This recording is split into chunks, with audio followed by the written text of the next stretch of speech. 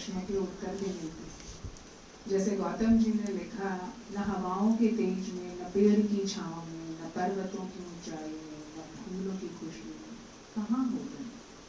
बस ऐसे ही कुछ प्रश्नों के उत्तर खोजते खोजते गौतम जी आज यहाँ पहुँचे हैं।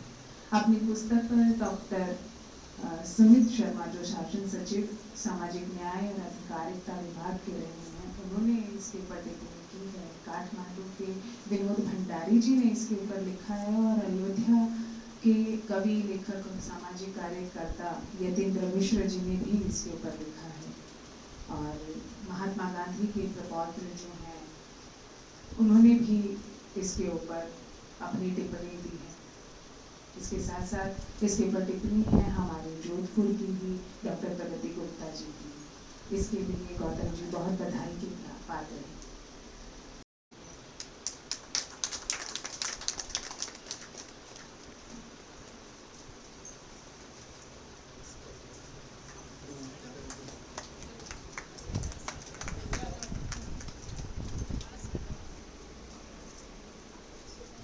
हमारे कार्यक्रम के मुख्य अतिथि सवितेंद्र सर का सम्मान करने के लिए मैं डॉक्टर विनोद गहलोत को यहाँ स्टेज पर आमंत्रित करना चाहूँगी कि वो माला पहनाकर उनका स्वागत करें।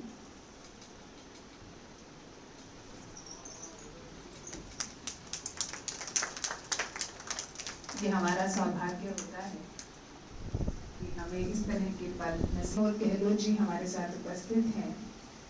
मैं उनको यहाँ स्टेज पर आमंत्रित करना चाहूँगी और सवितेंद्र सर से रिक्वेस्ट करूँगी कि माला पहनाकर उनका स्वागत करें।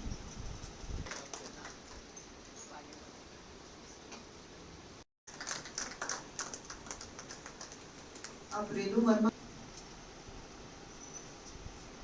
और मोमेंटो देने के लिए मैं दिनेश संदल सर से आग्रह करूंगी कि आप आइए।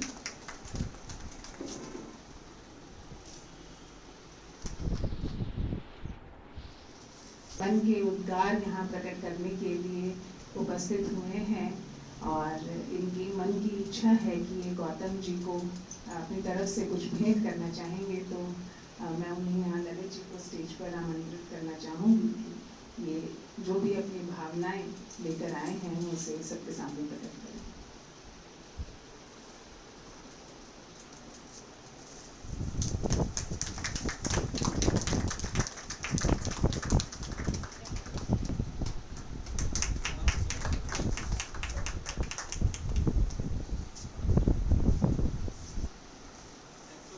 आप लोग सब मिलकर ही लेंगे। एक तरह से ये भी पौधा ही है जिसका आप सबका आशीर्वाद इनको मिलेगा। तो जैसे ही पौधा फलेगा फूलेगा, वैसे ही गौतम जी ये आप सबका आशीर्वाद स्वरूप एक बहुत अच्छी परिपाटी शुरू हुई है।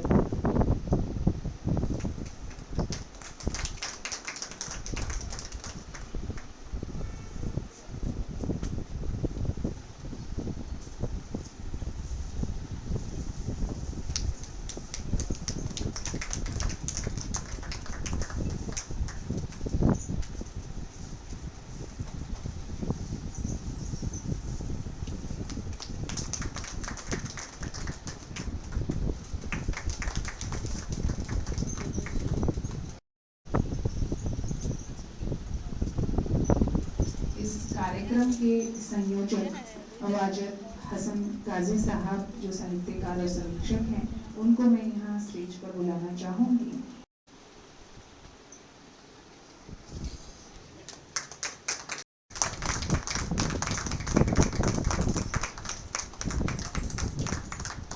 लिख के भेजी थी और वो इतवारी में छप गई थी, लेकिन मुझे पता नहीं था। जब मेरे पास 251 का चेक आया था और उनका लेटर आया था राजस्थान पत्रिका का, तब मुझे पता चला कि वो पेड़ लगा हम जो है उसको सम्मान मिला है। वो एक कविता है, वो मैंने उस इतवारी में देखी तो नहीं, लेकिन कहीं और जगह लिखी भी थी, तो मैंने इस पुस्तक में जो है उसमें दिया है हम। ये मेरी पहली कविता है। इंद्र अमृत की धारा बरसाए, इंद्र अमृत की धारा बरसाए, कोयल अपनी कूक सुनाए, चारों तरफ जो हरियाली छा जाए, ऐसा हम भी कर दिखलाए। आओ पेड़ लगाए हम, आओ पेड़ लगाए हम। धरती माँ जो स्वर्ग बन जाए, कसम मिलकर हम ये खाए। जब तक हम ना पेड़ लगाए, चैन से ना हम कभी बैठ पाए। आओ पेड़ लगाए हम, आओ पेड़ लगाए हम। छोटी सी रचना है, मैं चाहता हूँ इजाजत। जमीर है पुकारता, सो रहा है आज क्यों? सत्य के लिए खामोश है आज क्यों? जमीर है पुकारता, सो रहा है आज क्यों? सत्य के लिए तू खामोश है आज क्यों? चारों तरफ धर्म है, ये कैसा धर्म है? धर्म के लिए मार रहा है आदमी, और धर्म को देख कर खामोश है आज क्यों? तुषार गांधी जी का, यतीन्द्र मिश्र जी का, समित शर्मा जी का, प्रगति जी गुप्ता जी का, नेपाल से मेरे दोस्त विनोद भंडारी जी का, राजस्थान साहित्य अकादमी, हिंदी शिक्षण संस्थान और मंच के सारे आज मौजूद और सामने जो मेरे विशिष्ट अतिथि हैं बहुमूल्य, उन सभी का मैं जो है बहुत बहुत आभारी रहूँगा। देते हैं आपका गौतम केगर्स। कितने हर बार संभल रहा हूँ, जीवन को नजदीक से समझ रहा हूँ। डर नहीं, सिर्फ मैं जान रहा हूँ। यहाँ हर कोई खुद से अनजान, मैं स्वयं को समझ रहा। ये विचार हैं गौतम जी के, जो इन्होंने अपनी किताब में कविता के रूप में पिरोए हैं। और ऐसा ही एक शख्स है जो इस तरह की ही विचारधारा रखता है, जो हमारे साथ आज यहाँ मौजूद है, हमारे विशिष्ट अतिथि के रूप में दशरथ कुमार सोलंकी जी। तिरोड़ा जालौर से ये ताल्लुक रखते हैं। कविता, संस्मरण पत्र, ललित निबंध और लेखों में रुचि रखते हैं। इनके 4 कविता संग्रह प्रकाशित हो चुके हैं। इन्हें मीरा भाषा सम्मान, ताती सम्मान मिल चुका है। इनकी कविताओं में प्रकृति, गांव, संबंध, सभी कुछ, मानवीय गरिमा आदि सभी कुछ हमें नजर आता है। मैं उन्हें आमंत्रित करना चाहूंगी यहाँ। सत्यदेव जी, समीरेंद्र साहब, प्रगति गुप्ता जी, रेणु जी, भाई गौतम केगर्स जी, जिनकी कृति का अनावरण और लोकार्पण हमने अभी किया। मेरे सामने किसी का नाम नहीं ले पाऊंगा तो हो सकता है। तो आप सबका हार्दिक अभिनंदन, बधाई, शुभकामनाएं कि जोधपुर के साहित्य समाज में या साहित्य की इस सृष्टि में एक नया सृजन पुष्प खिल करके हमारे सामने अवतरित हुआ है। हमने इस लोकार्पण को देखा। 2016 में मैं जालोर से, वहाँ मैं डिस्ट्रिक्ट ट्रेजरी ऑफिसर था, वहाँ से प्रमोशन होकर के जोधपुर आया था। और उसके बाद जब मैं जोधपुर के साहित्य समाज से जुड़ा, कार्यक्रमों में जाना शुरू किया, वहाँ एक बीज रूप दिमाग में, मन में, मस्तिष्क में था कि साहित्य में मैं भी कुछ। जीवन की क्षणभंगुरता भी है, कर्म की महत्ता भी है। सांसारिक सुखों, मोह, आसक्ति की बात कर वो कहना चाहते हैं कि अगर हम इन सब से जुड़े रहेंगे तो मोक्ष की प्राप्ति नहीं हो सकती। ये बात हम लोग बार बार सुनते आए हैं और शायद हम लोग सब समझना भी चाहते हैं। इनकी कविता की जो मैं बात करना चाहूँगी, महाभारत के पात्रों को आधार बनाकर गौतम जी ने आज की जो स्थितियाँ, परिस्थितियाँ हैं, कृष्ण कहाँ कहाँ तक पहुँचे, कविता में बहुत खूबसूरती से किया है। यह कविता मनुष्य के कुकर्मों को परत दर परत खोलकर शासन, कुशासन, व्यवस्थाओं, अव्यवस्थाओं का चीरहरण करती है। और मुझे लगता है कि हर किसी को इस संग्रह की, इस कविता से शुरुआत करनी चाहिए। इसकी मैं 2 पंक्तियां पढ़ूंगी। हर क्षेत्र में होता काया शोषण, हर क्षेत्र में होता काया शोषण, सब जानकर सोता प्रशासन, अपने दम पर कब तक रोकें, यहाँ अनगिनत है दुर्योधन, कृष्ण कहाँ कहाँ तक पहुँचे, कृष्ण कहाँ कहाँ तक पहुँचे। आपके लेखन में एक और चीज जो नजर आती है, वो शहरों की ही समस्याओं से जुड़ी हुई बातों को आपने नहीं उठाया है।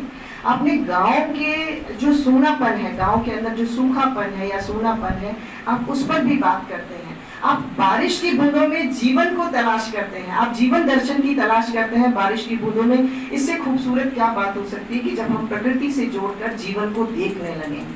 मुझे लगता है एक कवि जब प्रकृति से अपने जीवन को या आसपास की चीजों को देखना शुरू किए हैं, और हर शीर्षक से जुड़े हुए अर्थ अलग हैं, जहाँ पर अपने लिए भी खोज है और ऐसे संसार की कल्पना है जहाँ प्रेम हो, भाईचारा हो और सहयोग भी हो। कर्म और भाग्य की बात करते हुए गौतम जी गरीब और अमीर के बारे में भी प्रश्न उठाते हैं। युद्ध या बुद्ध, युद्ध चाहिए या बुद्ध, मैं भी बन जाऊं जैसी कविताओं में आप शांति और वैराग्य की बात भी करते हैं। जहाँ पर आप लिखते हैं, बौद्ध गया की धरती पर मैं भी ढूंढूं वन विशाल, मगन होकर तब तक बैठूं बोधित्व को ना हो आभास। तो इस तरह का जो विचार है, आप मतलब संसार में रहकर भी वैराग्य की बात सोच सकते हैं। तो ये एक हमारे जो कर्म, जो हम अपने कर्मों से जुड़ी बात करते हैं, हम अपने कर्मों को प्रधानता देते हैं कि भाई कर्म सर्वोपरि है। कविताओं को पढ़ते हुए बहुत सारे प्रश्न सामने खड़े होते हैं जो एक पाठक को भी चौकन्ना करेंगे, क्योंकि लेखक उन प्रश्नों को करते समय या रचते समय चौकन्ना होकर लिख रहा है। पर जब पाठक या श्रोता उसको पढ़ते हैं या सुनते हैं और उनके अंदर ये अगर भाव जागृत हो कि भाई मुझे सजग रहना है, अपने कर्तव्यों के प्रति सजग रहना है, तो ये एक अच्छी मतलब कविताओं की निशानी होती है। जैसे वो कहते हैं, तू अगर जिंदा है तो खामोश क्यों है, जब चाहे जो चाहे बोल तू, खुले मन से गा तू, भीड़ के शोर से खामोश क्यों है। ऐसे ही उनकी एक और कविता है, ज़मीर है पुकारता, सो रहा है आज क्यों, सत्य के लिए तू खामोश है आज क्यों। ये अभी गौतम जी ने भी इसकी पंक्तियों का उद्धरण किया था। और इसके अलावा मैंने जब मैं इनका कविता संग्रह पलट रही थी तो उसमें सर्वहारा जो वर्ग होता है उसके लिए भी बहुत सारी चिंताएं हैं। आप चाटुकारिता, अंधभक्ति आपको बहुत आहत करती है और आप उससे पीड़ित होते हैं। आप पर ये सब होने के बाद भी आपकी कविताओं को पढ़कर मुझे लगा आपकी कविताएं सकारात्मक भावों से जुड़ी हैं, जो कि मित्रों, हर आयोजन कोई नई बात करता है। हर आयोजन में कुछ न कुछ ऐसा होता है जो हमें कुछ सिखा जाता है। और ये अवसर आज उपलब्ध हुआ है गौतम के गर्ष के कारण, जिन्होंने अपनी कविताओं के माध्यम से कुछ ऐसा कहने का प्रयास किया है जो आम तौर पे नहीं कहा जाता। आम तौर पे हम किसी दृश्य को देख करके इग्नोर करके चले जाते हैं। गौतम के गर्ष की खासियत ये है कि वो उन छोटे छोटे दृश्यों पे भी केंद्रित होते हैं और उस पर कुछ न कुछ लिखने का प्रयास करते हैं। ये बात अलग है कि वो उसमें कितना सफल होते हैं, लेकिन सतत इसके लिए काम करते हैं और सतत रूप से लगे रहते हैं। आज की इस मुख्य बात के अलावा मैं एक और बात कहना चाहता हूँ। हमारे सामने कुलदीप सिंह भाटी बैठे हैं जो आज के दौर के युवा कवियों में प्रमुख हैं, और गौतम के गर्ष, इन दोनों में एक साम्य ये है कि ये इन दोनों पौधों को डेवलप करने का काम उन्होंने हमको आगे बढ़ाया और इस तरह से बढ़ाया कि हम कहीं अटके नहीं। हबीब साहब और कितने ही जोधपुर के और बाहर के नाम हैं जिनको पढ़ते हुए हम जो है वो लिखना सीख रहे थे। उस दौर में मैं ये कल्पना भी नहीं कर सकता था कि इतने बड़े लोग हम जैसे बिल्कुल सामान्य लोगों को आगे बढ़ाने का प्रयास करते हैं।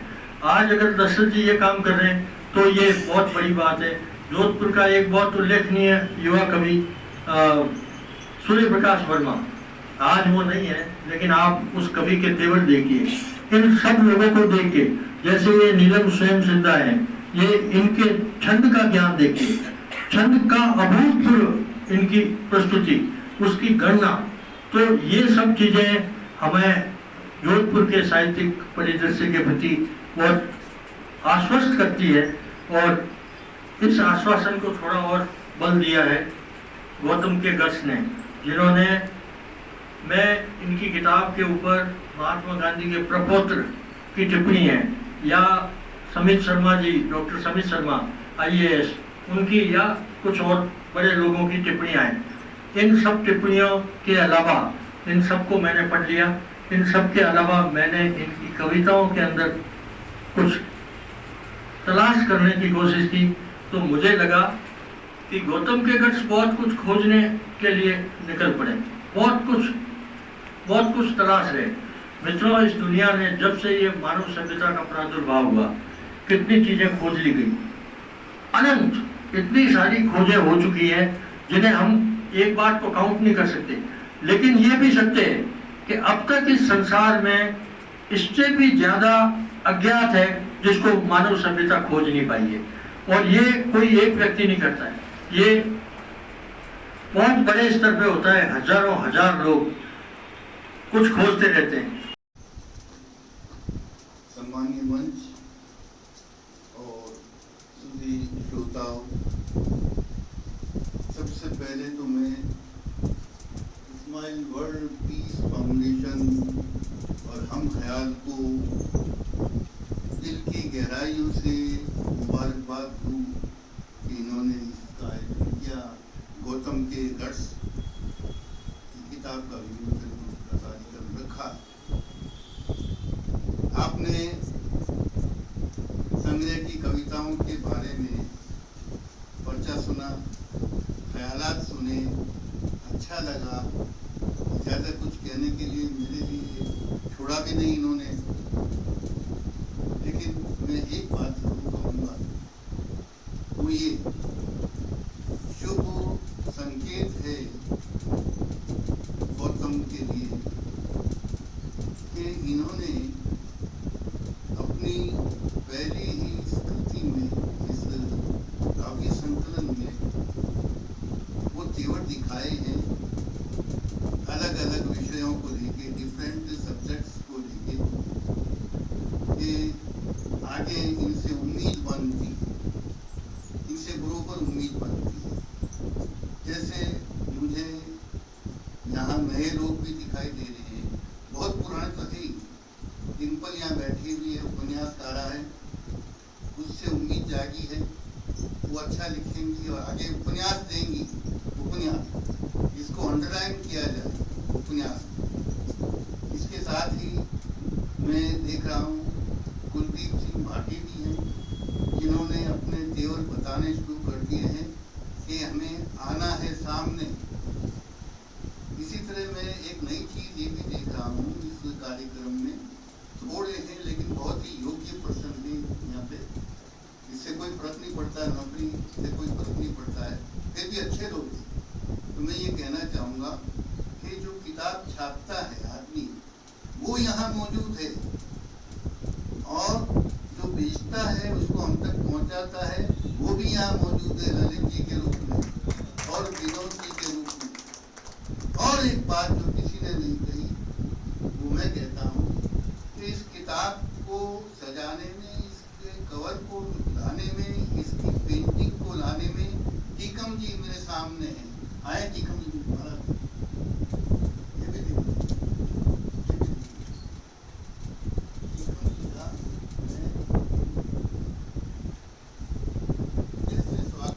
मैंने इस पेंटिंग में, इस कवर में एक बहुत बड़ा आर्टिस्ट छुपा हुआ देखा है। और ये बात सिद्ध होगी, मैं रहूं नहीं रहूं, मेरे बाद ये खुद महसूस करेंगे और दुनिया महसूस करेगी। आप इस पेंटिंग को देखिए। ये पेंटिंग किसी भी नामी कलाकार की पेंटिंग से कम नहीं है। मैंने इनसे बात भी की थी, जिज्ञासा हुई तो फोन करके बात की।